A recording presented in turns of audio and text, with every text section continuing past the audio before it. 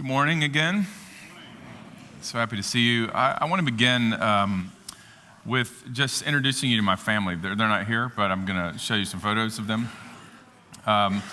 First, hearing your language of family and seeing how you function as a family, it's made me want to sort of bring my family into your family and let you see. So I'm going to show you some photographs. The first is of just a picture of me and my wife.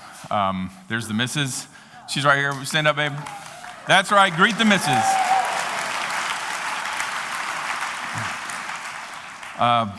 We always smile like that in America. It's always all one big smile over there.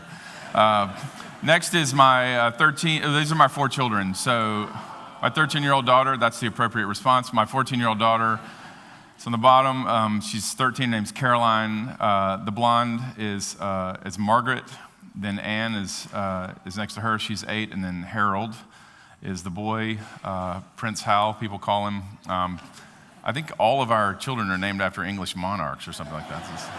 It's slightly weird. I mean, I wish no offense to our Irish contingent in noticing that. So let me show you the Caroline. So Caroline's next. This is our 13-year-old. She's a lovely girl, very thoughtful. She's a classic sort of firstborn. Wakes herself up in time to do her homework, all those kind of things. And I'm not a firstborn, as you might imagine. And she's a wonderful child and sends her greetings. The next is Margaret. She eats imagination for breakfast. I guess you call it muesli here, but she eats it and loves it. This is her at the National Gallery of Art, kind of having her mind blown by the things around her. The next is our 9-year-old daughter, I want to eat her. She's so cute. This is Anne McLean. We call her Annie Mac. Next is our son Harold. We call him Hal. That's him with a lightsaber. This is what we call his game face in America. And the next, I probably should not show you this picture. I'd like to just draw your attention to the briefs for a moment. Iron Man ain't got time to go to the loo, you know what I'm saying? I mean, we got cities to save. We got stuff to do. Oh, I just love that picture. I probably should not show that, but perhaps it'll build moral fiber. Anyway, thank you for indulging me in that.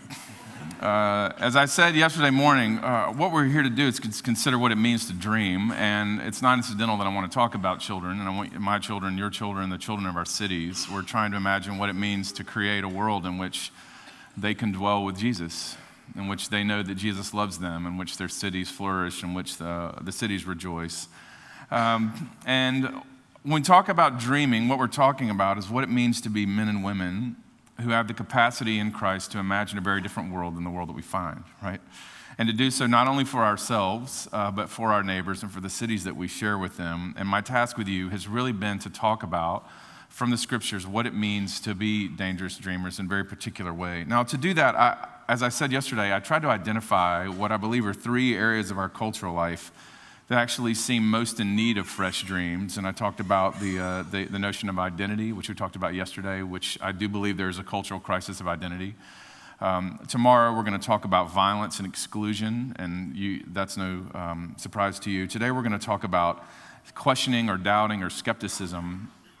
And I want to say just briefly before we launch in that I think it's very important that when we dream, we learn to do so not just in light of what we have in our minds or hearts, but in light of the cities that are around us. In other words, we dream very particular things for particular people in particular places. Some of you are King fans, Martin Luther King fans, and you know that he had a dream. Everybody loves that he had a dream, and I saw the image of the dream speech. But if you listen to the dream speech, it was about Mississippi, and it was about Alabama, and it was about Lookout Mountain, it was about California. It was a very particular dream for a particular time. And so what I've tried to do is you're thinking about your dreams and dreaming them to give some cultural framing for the kind of dreams that we need to dream on behalf of our neighbors, and to see that our dreams grow out of very particular cultural soil, and that we need to dream in a very particular direction. And it's really dreaming against the nightmares. Yesterday, as I said, it was the the nightmare of namelessness that so many people experience. Today, what I want to talk about is the nightmare of late modern skepticism or doubt or secularism. I want to talk about this experience of questioning that so many people in our culture have. So many of you have. I myself have it. This experience of anxiety about truth and about whether there are answers to the questions that we have when we are alone in the dark. And to do that, what I want to do is I want to look at a passage which will be familiar to you. This is from Thomas. This is from Doubting Thomas, as we call him. Got my pages out of order here. Forgive me.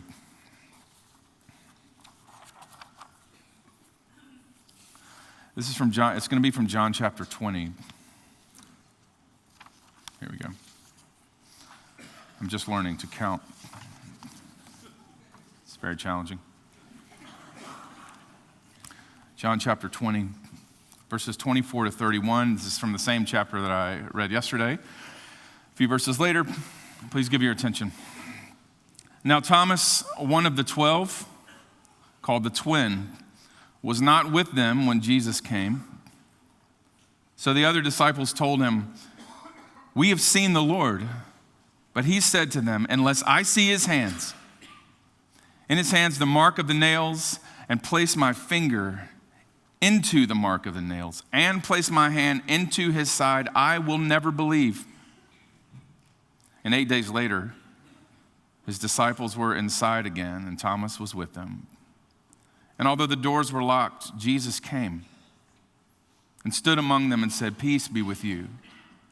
And then he said to Thomas, "Put your finger here. See my hands. Put out your hand and place it in my side. Do not disbelieve, but believe."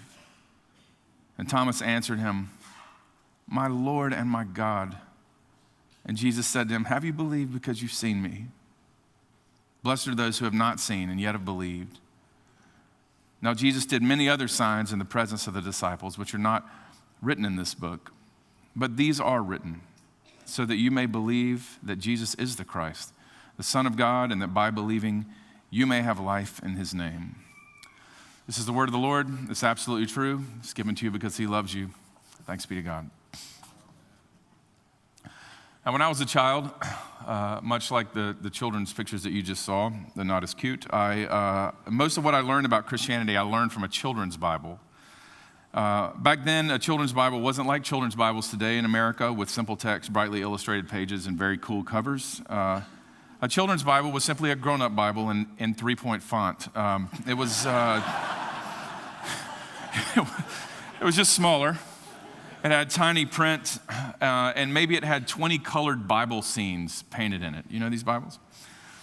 And we go to church on Sundays. I would sit with my family, and during the sermon time, I would flip through the Bible trying to find my favorite scenes, which were usually the creepiest scenes.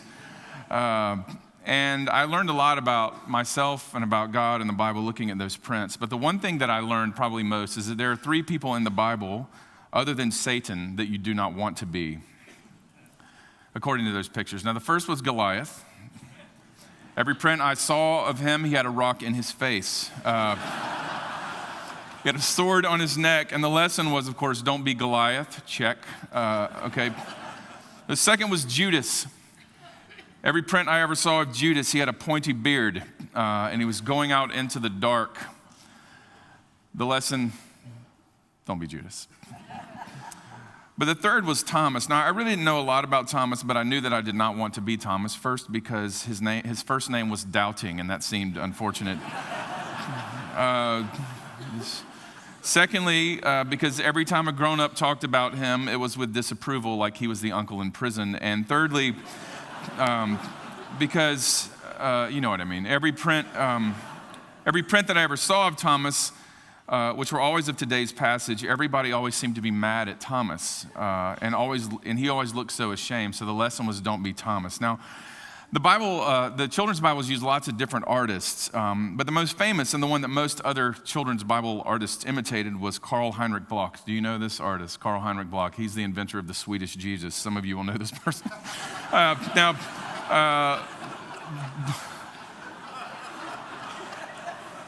Bloch was from Denmark, so I guess technically he was a Danish Jesus, but It's all the same up there if you're an American. And he was really a famous master of 19th century European Romanticism, but he is probably most famous for his series on the life of Christ. And it was this series, block series, that was used to imitate most children's Bibles in Europe and North America in the early 20th century. And it's his painting of this passage, Doubting Thomas, that I saw as a child. And I want to pull it up for you. See if we've access. Okay, here it is. Can you see it? Okay. It's called Doubting Thomas. This is one I saw. Now, this print, it's tall and thin and dark. At the bottom left of the painting, Thomas cowers on his knees. He's shielding his face with his hands, and he's staring at the ground. Okay.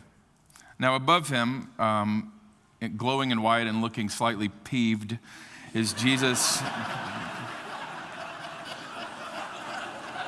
I mean, am I right? Jesus is annoyed. My man is annoyed. Okay, he is annoyed. His robe is loose at the top, like he's just done the jacket for the doctor. And his finger points vaguely to the wound at the side. He doesn't look at the wound. It's just, let's get this over with. Now, standing behind him, cowering in the dark, looking at Jesus' face, no one notices looking at Jesus' scars, are three other disciples. Nobody is touching Jesus. Nobody is touching Thomas. No one is touching anyone. The overwhelming ethos of this painting that I learned as a child is one of indignation. And of all the prints that I used to study on Sunday mornings, Goliath was my first go-to because of the stone. But this was the one that I would settle on, and because it was the one that bothered me the most. And this is because while I never really feared being Goliath, and I never really feared being Judas, I did fear that I might be Thomas. I did fear that I might want things that I shouldn't want, that I might ask things that I shouldn't ask, and that I might doubt things that I shouldn't doubt. And I feared that when I did that, what I was going to meet is this indignation that you've seen in this painting. That's what I was afraid of. Listen, if you can, most of you know that we live in a secular age, and that's an age defined by an instinctive doubt about normativity of all kinds, but certainly about religious claims. Now, it's important to understand that this isn't the kind of sneering skepticism of an earlier generation at maybe a couple of universities in this country that seemed addicted to the power of the question, the sort of sneering skepticism. This is actually a new form of doubt. It's an unwilled ambivalence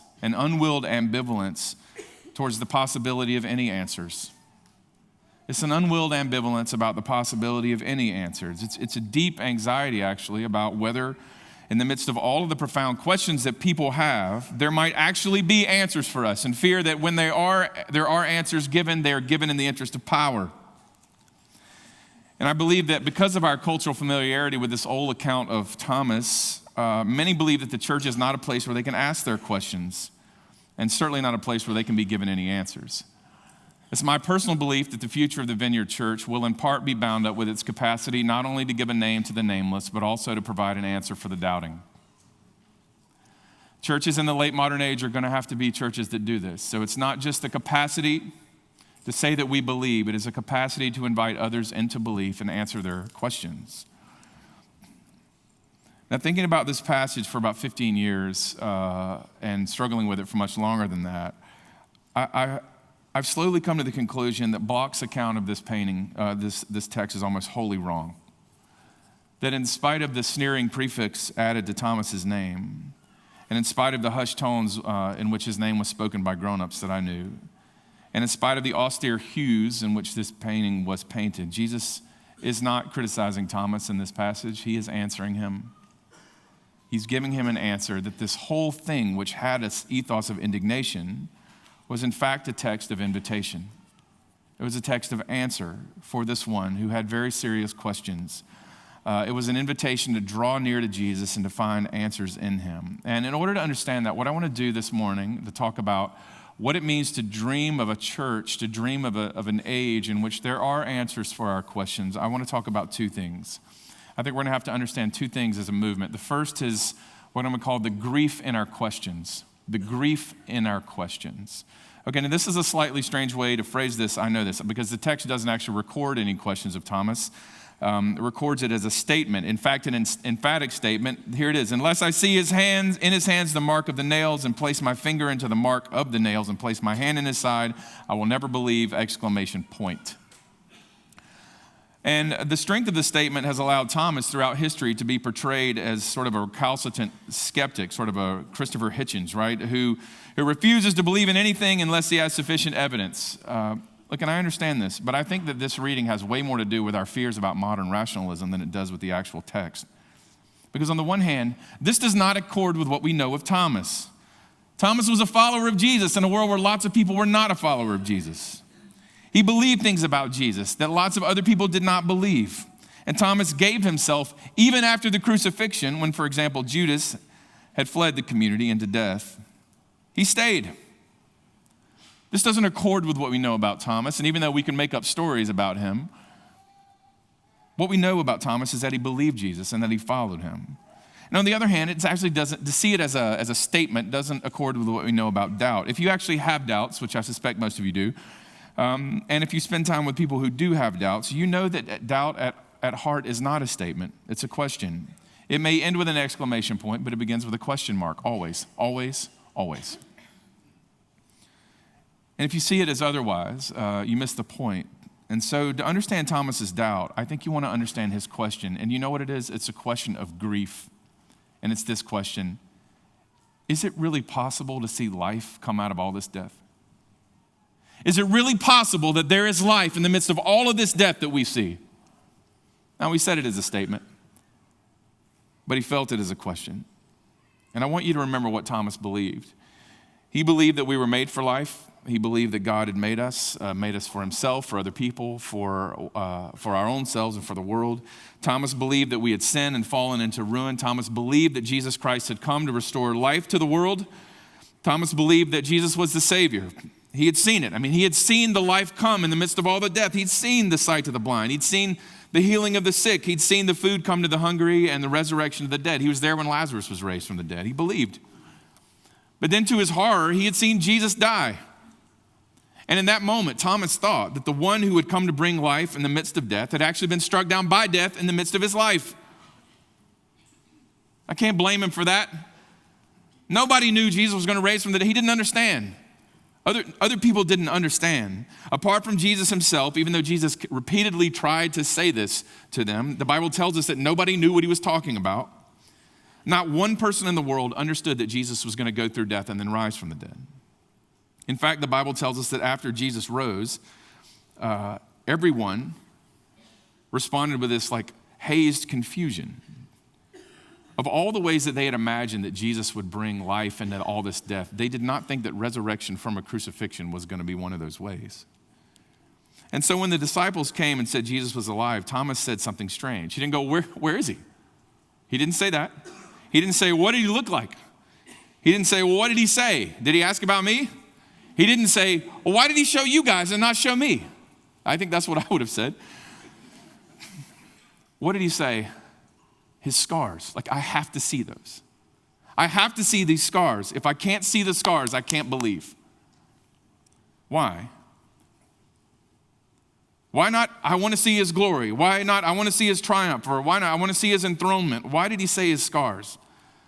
Because Thomas is driven by grief, and he wants to know that there actually is life that comes out of real death. He wants to know that life really has come out of this. I got to see this thing. This is what I want. This is pain that drives these questions. And he knows that the only sure answer to the question, is there really life that comes out of death, is for him to see scars on a living Christ. That's what he's doing.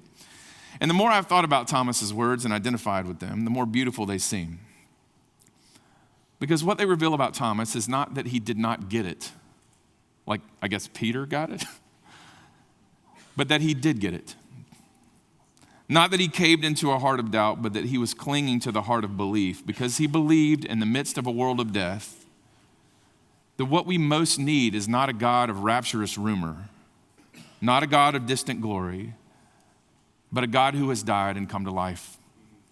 That's what we most need. Thomas understood. I have come to believe he might have been the best theologian of them all. A God who has felt the wounded horror of death in a way that we can see and yet brings life to that place. Not some other place. He's not going to bypass death or overlook it. We're not going to just talk about this. That was the place that Thomas needed to see.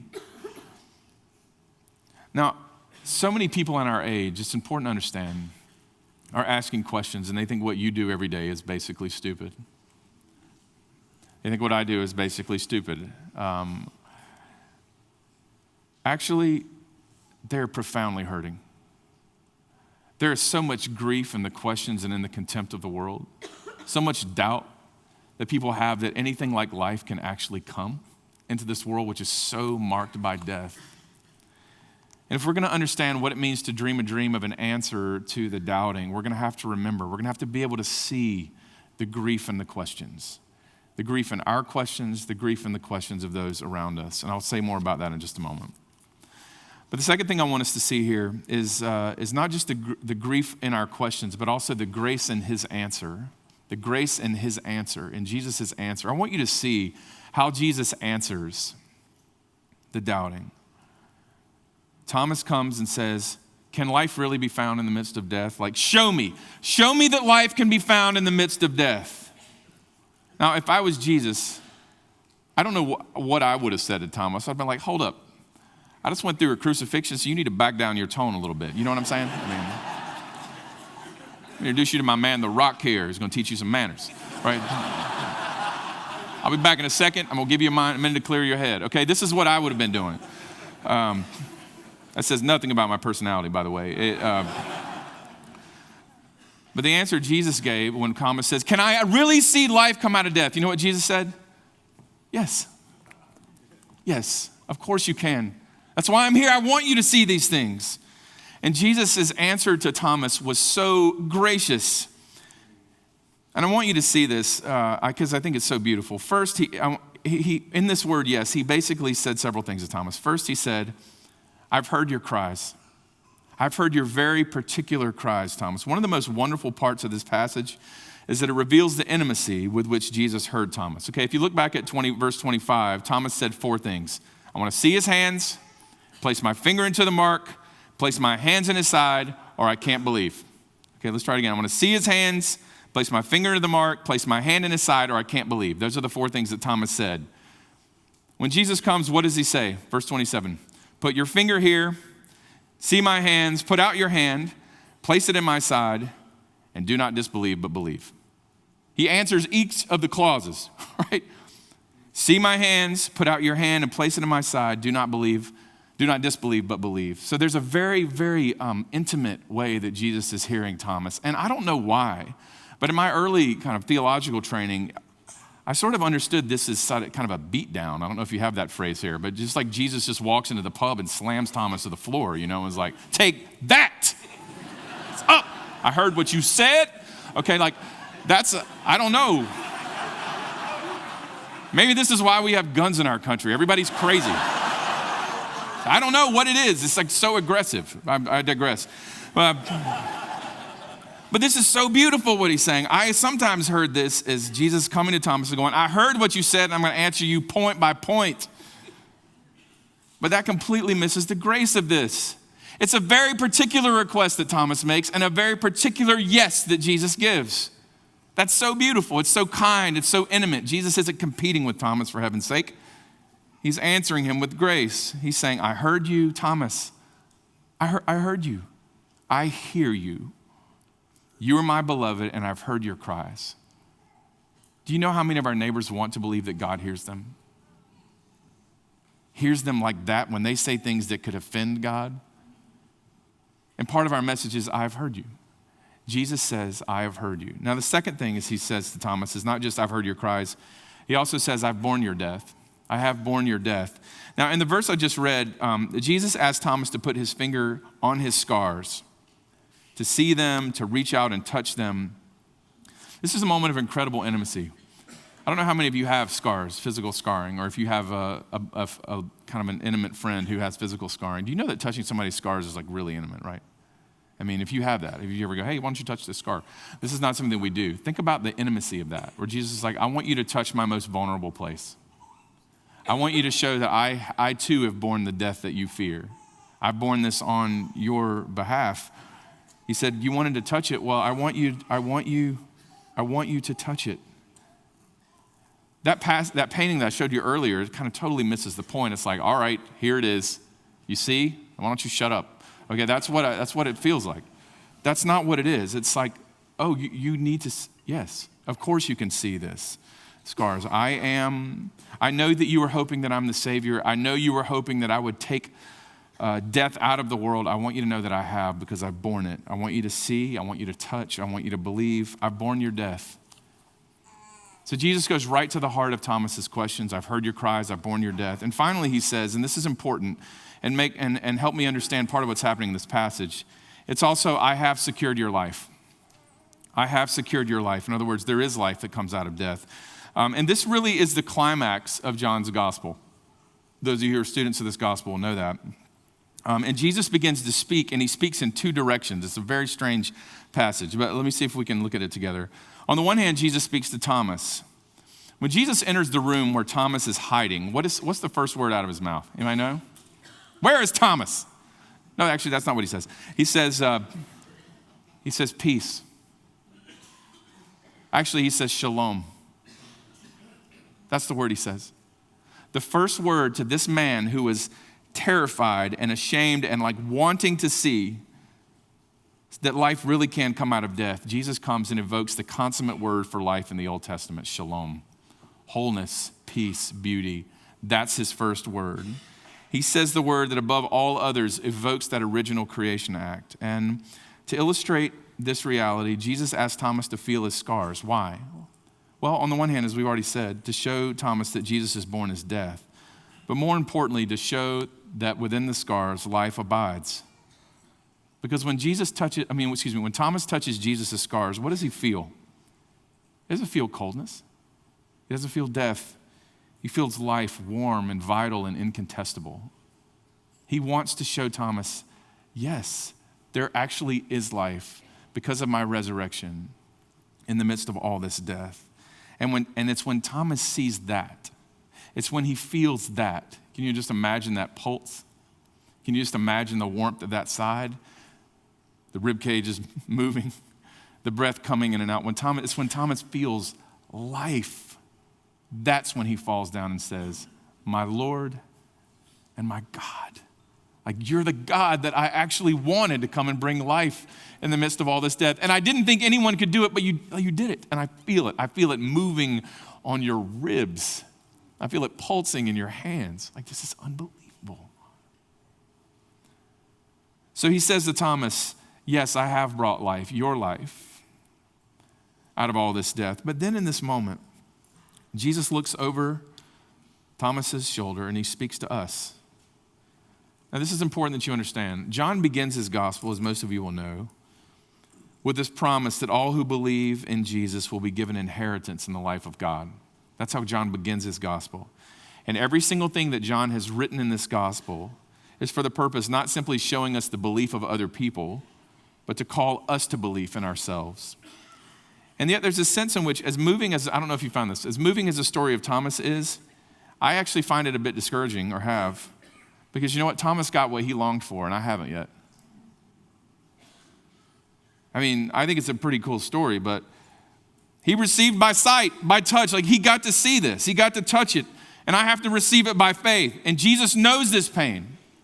And so as intimate as this and powerful as this story is, I can even feel myself like some sort of second string Thomas. Like, well, I guess he got to do this, but I'm still hiding over here in the corner wondering if Jesus is going to do anything.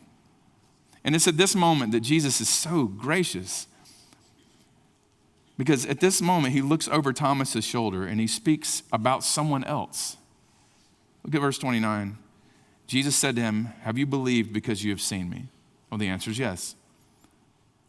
Blessed are those who have not seen and yet have believed. Now, who's he talking about at that point? Because at this point, everybody believed has seen him. He's talking about you. You know what he's doing? I just think this is so amazing.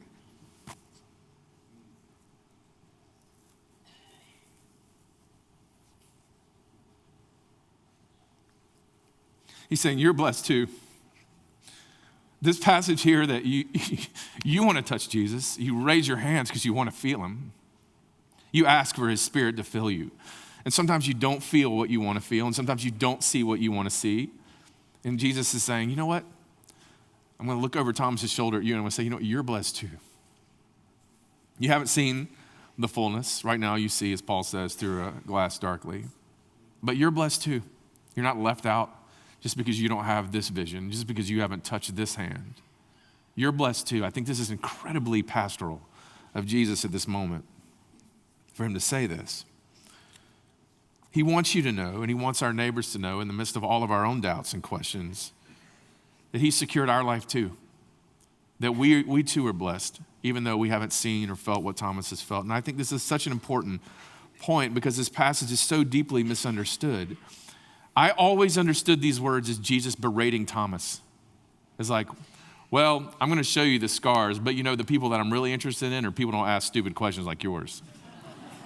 That's what I thought this meant. That doesn't have anything to do with what John is doing in this gospel. John said, because what he goes on to say, he's like, you were made to see. Jesus came as a human being so that we could see him. And this is why John says, we have seen his glory. Both Paul and Jesus promise that one day we will see. Thomas did not want something that he shouldn't want. He experienced what we all want.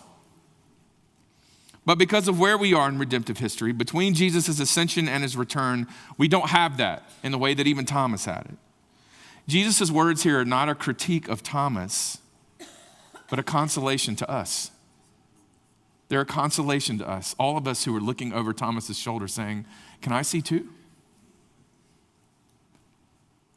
And those of us, when we hear, not yet, not yet, he says, blessed are you. You're blessed too. You haven't been left out. You're not Esau asking for that blessing. Where's my blessing? Is there no blessing for me? Jesus says, yeah, there's a blessing for you. And one of the most pastoral moments in the gospel, John now joins in to speak to us. And he says this, I love this. Even though we may not see the same things that Thomas saw, in Jesus, our lives are as secure by faith as his life was by sight. This is how the very next verses go in this passage. Now, Jesus did many other signs in the presence of his disciples, which are not written in this book, but these are written so that you may believe that Jesus is the Christ, the Son of God, and that by believing you may have life in his name. Basically, John is saying, you didn't get to touch Jesus the way that we did, but I've written all these things so that you can touch him here, so that you have access to him and that you can believe and have a life just like we all did. I love that. So what's happening in this passage is that Jesus is answering Thomas. Jesus is answering Thomas with himself. There's no syllogisms. He's not writing anything on the blackboard. He's saying, you got a lot of questions, don't you? I want to invite you into me. And I want you to know that I hear you. I want you to know that I've suffered with and for you. I want you to know that I've secured your life. Oh, and by the way, I want all of you to know that too. And these things are written so that you may have hope in that. You too are blessed with this. That's the answer that Jesus gives to the doubting. Isn't that beautiful? It's the answer of himself. Now, I said to you earlier that we live in a culture of doubt. We're sort of at the high noon of the secular age. I guess that's an American Western metaphor here. Excuse me. And it's affected all of us. Everybody here. I know that you struggle with some sorts of doubts. I know that you have questions. I know that you want to see more of Jesus than you do. How could you not? There's nothing wrong with you. In lives where our minds and our hearts and our bodies are damaged, where people reject us, in a world where children die, where our children die, where our friends leave us, where our hopes fail, where our bodies die. How could you not, with Thomas, cry out and say, can I not see life in the midst of death? Can I not see that, please? We do. All of us do, and we should, and our neighbors do as well, and they should. The question, of course, is what is the Vineyard going to do with the doubts of this age? I don't know how you are. In the Presbyterian tradition, it's an unfortunate affliction that some of us in our pain mistake our questions for arguments. We let them calcify into claims and transform our cries, "Can I see God's life?" into conclusions. I cannot see God's life. Become argumentative. Others of us are tempted to hide our questions, to sort of sublimate them under spiritual sounding phrases and let them hollow us out from the inside. Seems like everybody else is having the right experience but me. What's wrong with me? Do you know what I'm talking about? Part of the Vineyard's future is going to be bound up with its ability to navigate this well. Because I understand both the kind of hardened cynicism, I also understand the kind of sublimating of our doubts and hoping that they go away. But I want you to understand that that is not what we do with questions. In an age of questions, the first, we have to remember the grief in our questions and the grief in our neighbors' questions. In my country, I don't know if this is true here, Christians can be very threatened by skeptics, by critics, by people who are argumentative, and so we try to rise to the occasion and become the mirror image of their rhetorical violence. And that's not our way. That's not what Jesus did. We have to understand that there's grief in these questions. And where people are coming at you hard and coming at the Christianity hard, you have to remember, you know what's driving that is pain. Pain is driving that. Your doubts are driven by grief. And if you're having doubts, I want you to be patient with yourself and compassionate with yourself, because they probably say that you're accessing something very real in the world, namely that Jesus has not come in his fullness as he will yet, and that you are still on a journey, and it is okay to groan. I want you to be gentle with yourself in these things, and also gentle with your neighbors. Don't be defensive. It's not about you. It's about your neighbors living on the wrong side of Eden too. And they have a lot of anger and a lot of grief, and they've seen a lot of horrible things. And our capacity to bear that grief with them, to draw them into our own pain, is part of what it means to answer well. So I want to encourage you to develop the capacity, which you seem by all marks to have already, and to see the grief behind people's questions and not to immediately start prattling on about one certainty or another, but hold the grief in sacredness. Hold it as what it is. It's a pain. And the second thing I want to urge you to do is just remember that Jesus always answers these questions with grace. And that grace is himself. Our goal is not to have the best answers, although we have some pretty good answers, to have the best syllogisms, but to bring people to Jesus' life. The God who has been scarred and raised from the dead is the reason I am a Christian. It's not that somebody argued me into it or I thought, well, premise, conclusion, ergo, faith. Okay, that's not what happened.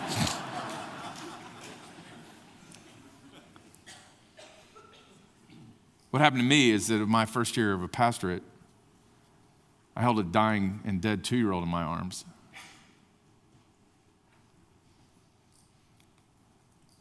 And I thought, if one more Christian gives me an answer to this, I'm going to punch them in the throat.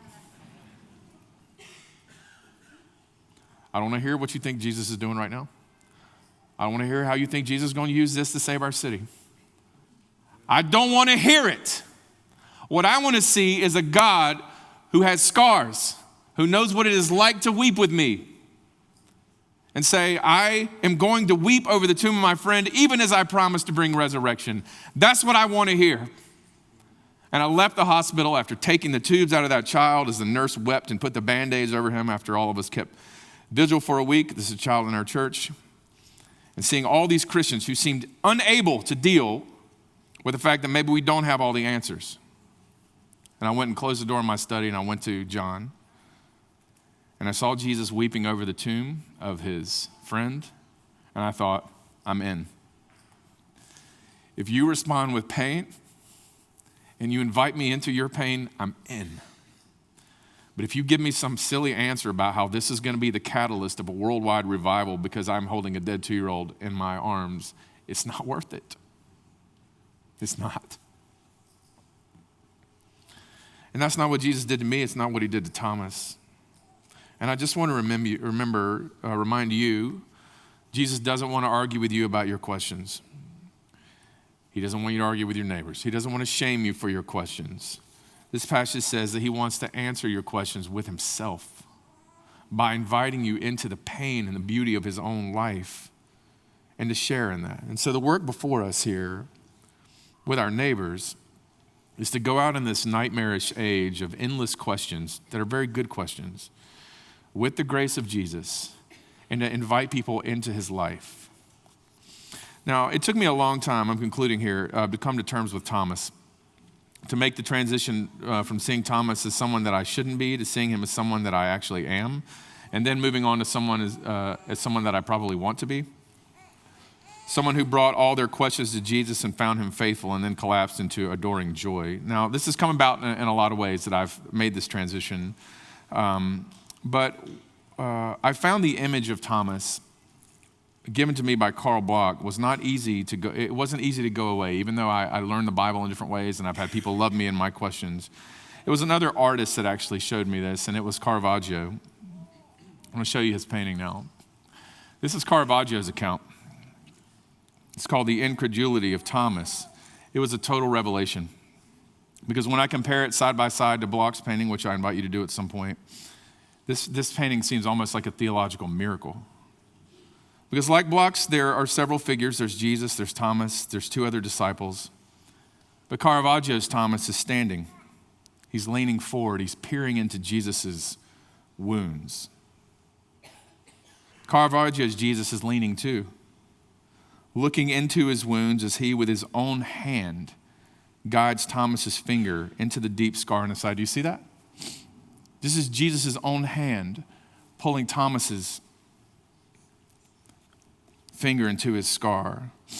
The look on Jesus' face is not one of annoyance at all. It's one of intimacy and vulnerability. And the other disciples, representing each of us, are following Jesus' gaze and Thomas's finger deep into the wounds of Jesus. That is where we go. That's where we go. Right into those wounds of Jesus. Now, Caravaggio's painting, in contrast to Bloch's, it had this overwhelming ethos, not of indignation, but of invitation. Because you see in this, Jesus utters with this incredible tenderness, I hear your questions, and my answer is myself. I am giving you the grace of myself, so come to me and find your life. I want you to know, as I've already said, that our vocation, our distinct vocation in a world in which many, many, many of our neighbors do not believe what we believe and have all kinds of questions in their hearts, is to go and provide an answer for the doubting. But that answer is the answer of grace. The answer is Jesus, inviting them into his pain, into his life, so that they, like we, might be blessed. Let me pray that the Lord would help us.